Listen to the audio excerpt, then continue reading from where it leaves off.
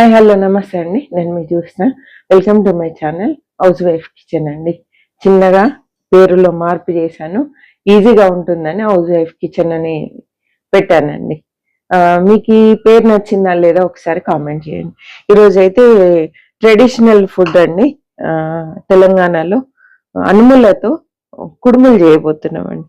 ఈ సీజన్లోనే అనుములతో కానీ చిక్కులతో కానీ కుడుములు ప్రిపేర్ చేసుకుంటారు. ఆ రెసిపీ పూర్తి కొలతలతో పర్ఫెక్ట్ గా వచ్చే విధంగా ఈరోజు నేను మీకు షేర్ చేయబోతున్నా. స్కిప్ చేయకుండా చివరి వరకు చూడండి. చూస్తున్న ప్రతి ఒక్కరు కామెంట్ చేయండి, లైక్ చేయండి. ఏమని కామెంట్ చేయాలంటే ఇవి ఇష్టమా లేదా అనేది కూడా కామెంట్ చేయండి. నేనైతే ఎప్పుడో చిన్నప్పుడు తిన్నాను, మళ్ళీ మధ్యలో 1-2 సార్లు ట్రై చేశాను. అంతే అండి. నాకు ఇష్టము, అందరు ఇష్టపడరు. కొంతమందికి నచ్చుతుంది, కొంతమందికి నచ్చదండి. మీలో ఎంతమందికి ఇష్టము ఇష్టం లేదు అనేది చెప్పండి.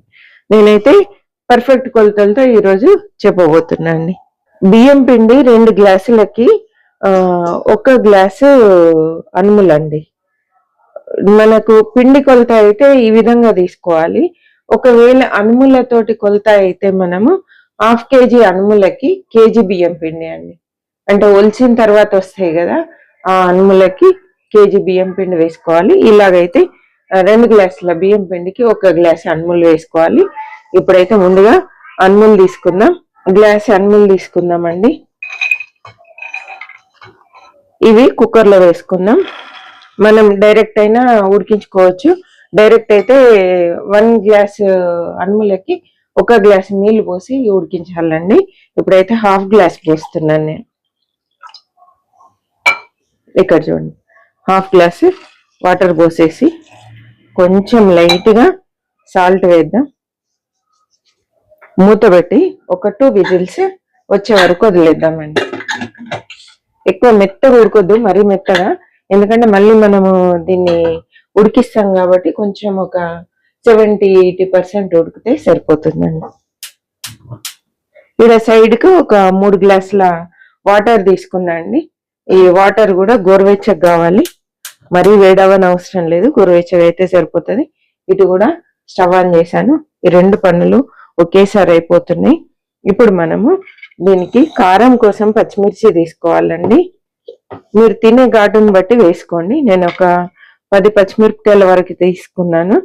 ఎందుకంటే ఇవి కారం చాలా తక్కువ ఉన్నాయండి, చప్పగా ఉన్నాయి. అసలు ఎన్ని వేసినా కూడా కారం రావట్లే. నిజానికి మేము కారం చాలా తక్కువ తింటాము. ఇవి ఘాటు తక్కువ ఉన్నాయి కాబట్టి నేను కొంచెం ఎక్కువ వేసిన అండి. ఒక 1/4 టీ స్పూన్ సాల్ట్ వేసుకుందాం. జీలకర్ర కూడా వేసి ఇవి మిక్సీ పట్టుకొని వస్తానండి. ఇది 2 గ్లాసుల బియ్యం పిండి అండి. ఇందులో నేను కారం వేసేస్తున్నా. ఇప్పుడు మనం మిక్సీ పట్టుకొని వచ్చిన కారం, పచ్చి కారంతోనే ఇది బాగుంటుంది. ఎండుకారం వేయద్దు, పచ్చి కారమే వేసుకోవాలండి. కారం వేసుకున్నాం కదా, రుచికి సరిపడా సాల్ట్ వేసుకున్నాం. మొత్తం అంతా కలిపి 1 టీ స్పూన్ పడుతుంది. నేనైతే ఇందులో 1.5 టీ స్పూన్ తీసుకొని పెట్టుకున్నాను. పిండి కలిపిన తర్వాత కూడా మళ్ళీ చూద్దాము కాబట్టి నేను చూసి జాగ్రత్తగా వేశాను. మీరు కూడా చూసి వేసుకోండి. ఉల్లి ఆకండి, ఉల్లి ఆకు లేనిది అసలు ఈ రెసిపీకి టేస్ట్ ఉండదు. కొంచెం ఎక్కువ వేసుకుంటే సూపర్ గా ఉంటుందండి. ఇక్కడ చూడండి, ఉల్లికాడలు సన్నగా తరిగాను. తర్వాత గుప్పెడు కొత్తిమీర అండి. పచ్చి ఆకులే ఎంత ఎక్కువ ఉంటే అంత టేస్ట్ అండి. ఒకసారి అంతా కలిపిద్దాం.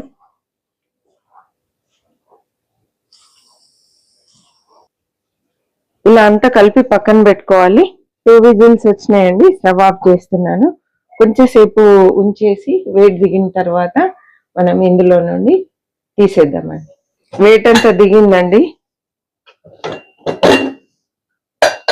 ఇలా జాలి గరిటతో తీసి ఇందులో వేసేసుకుందాం.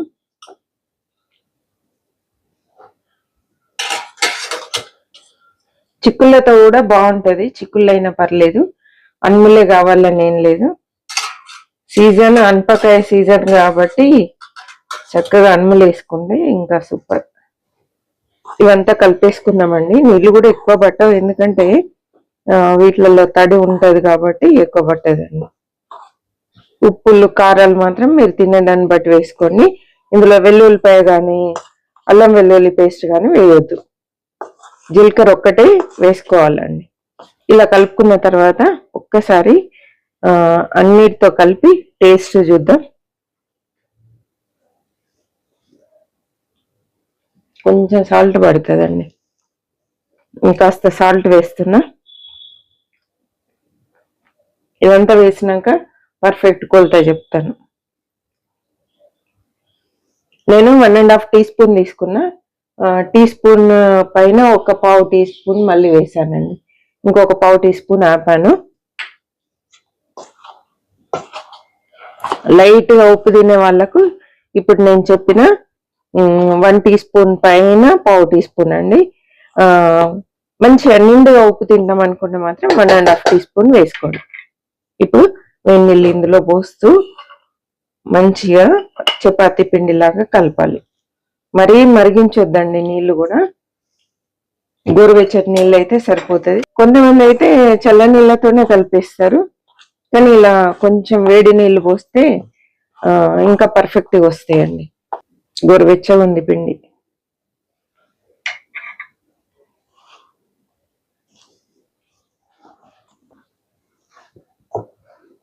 చూడండి, పిండి ఇలా ఉండాలి. మరీ గట్టిగా కాకుండా మరీ మెత్తగా కాకుండా మీడియంగా, అంటే మన చపాతీ పిండి ఉంటది కదా ఆ విధంగా ఉండాలండి. వీటిని ఇలా రౌండ్గా ముద్దలు చేస్తూ చేకి తడిపెట్టుకొని ఇట్లా వెడల్పనండి. తర్వాత ఇలా కొంచెం ఇట్లా మధ్యలో కొంచెం లోపలికి సైడ్కి ఇలా ఉండే విధంగా అన్ని చేసి పెట్టేసుకోవాలండి.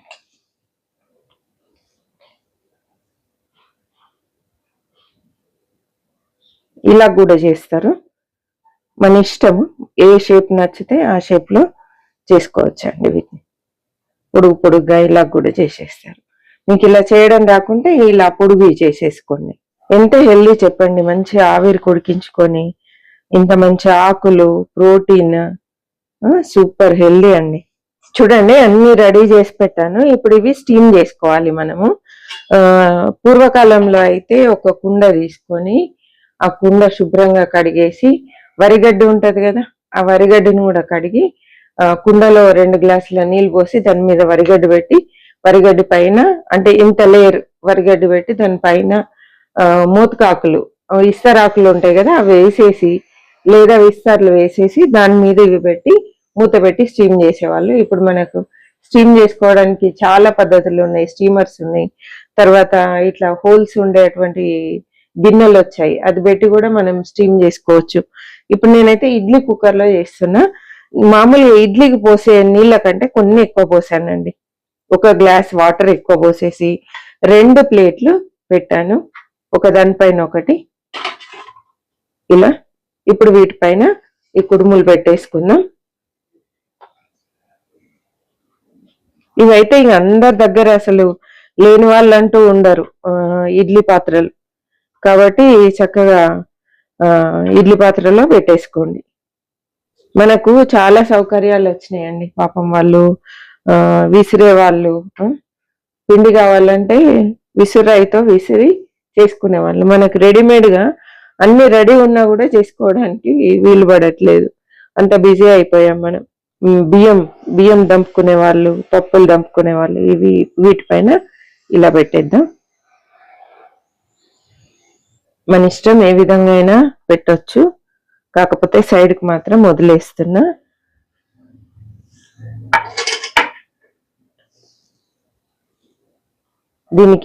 దీంట్లో ఇన్ని పెట్టాలి అన్ని పెట్టాలి ఏం లేదండి. ఎన్ని పడితే అన్ని పెట్టేసుకోవచ్చు, కాకపోతే కొంచెం వంగిపోకుండా జాగ్రత్తగా పెట్టేయాలి.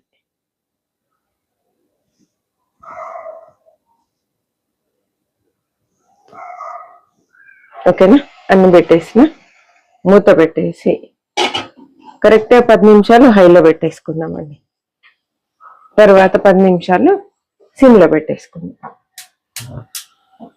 20 మినిట్స్ సరిపోతుందండి. 20 మినిట్స్ వరకు మనం స్టీమ్ చేసుకోవాలి. చూద్దామండి, కరెక్ట్ 20 నిమిషాలు అవుతుంది. 10 నిమిషాలు హైలో పెట్టాను, 10 నిమిషాలు సిమ్లో పెట్టాను. ఒక్కసారి చెక్ చేద్దాం. పర్ఫెక్ట్ గా ఉడికినాయండి. ఇది కలర్ కూడా చేంజ్ అయింది, సూపర్ గా ఉడికినాయి.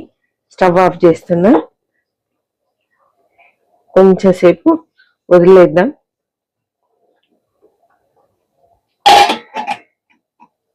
ఒక్క 2 నిమిషాలు అయినాక ప్లేట్లోకి తీసుకుందామండి. తీద్దామండి ఇప్పుడు ప్లేట్లోకి.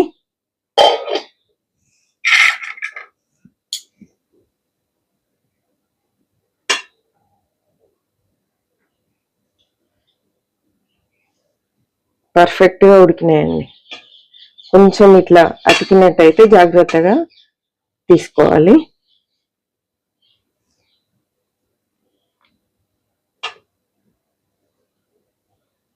వీటిని ఎలా తింటారో మీకు తెలుసా? చెప్తాను. ఇవి తినడానికి కూడా ఒక పద్ధతి ఉంది, ఈ తర్వాత తీస్తాను. చూడండి ఎంత సూపర్ గా అయినాయో. వీటిపైన పల్లి నూనె వేసుకొని తినాలి. గానుగ నూనె, నువ్వులది కానీ పల్లిది కానీ ఇలా విరిచి ఆయిల్ వేసుకొని లేదా ఆయిల్లో ముంచుకొని లైట్గా, సూపర్ ఉన్నాయండి. భలే టేస్టీగా ఉన్నాయి. ఒకవేళ మీకు కారంగా తినాలనిపించింది అనుకోండి, పచ్చిమిర్చి, కారం, వెల్లుల్లిపాయలు, పచ్చిమిరపకాయలు, ఉప్పు వేసి మిక్సీ పట్టుకొని అందులో ఈ పల్లి నూనె వేసేసి అది కలిపి అందులో ముంచుకొని తింటే సూపర్గా ఉంటుందండి. చూసారు కదా కుడుములు ఎలా తయారు చేసుకున్నాము. తెలంగాణ స్పెషల్ ట్రెడిషనల్ రెసిపీ, పాతకాలం వంట. ఇంకా మీరు ఏదైనా పేరు పెట్టండి. ఈ సూపర్ రెసిపీని తప్పకుండా మీరు కూడా ట్రై చేయండి. మీకు నచ్చింది అనుకుంటున్నాను. నచ్చినట్లయితే లైక్ చేయండి, మీ ఫ్రెండ్స్కి, రిలేటివ్స్కి షేర్ చేయండి. చూస్తున్న ప్రతి ఒక్కరు తప్పకుండా కామెంట్ చేయడం మర్చిపోవద్దు.